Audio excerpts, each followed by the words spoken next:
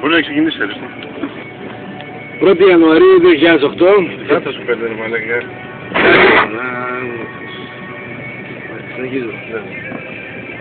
Πρωτομηνιά, πρωτοχρονιά, σήμερα πρώτη μέρα. Μας χιόνισε, σιόνισες πως λένε και πότε είμαι εδώ οδηγός στο Οδυνός. Καλή χρονιά, παιδιά, έχουμε πολύ χιόνι φέτος. Ο Τρελιάρης εδώ. Με το που μπήκε ο χρόνος δηλαδή ήρθε και... Κόκκινο!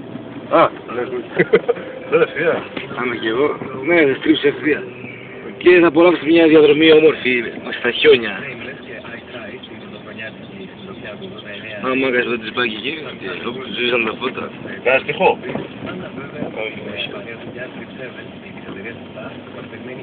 Θα τρέξεις και λίγο σκοτάδι να όπως ένα και...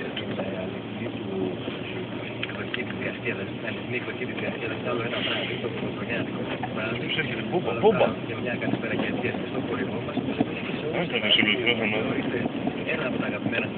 Ερμός. Όχι, έλα φέρνει.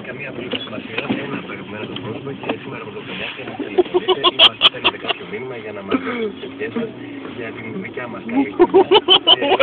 Ένα χειρόφρενο είναι αυτό όπως ήταν, εντάξει.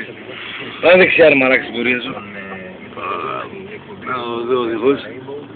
Αν δεν πάει να κάνει μαλακία δεν γίνεται, το έχεις θέματα.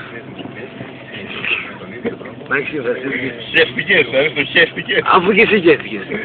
Άντε, γεια σας, αυτή ήταν η διαδρομή, ευχαριστούμε.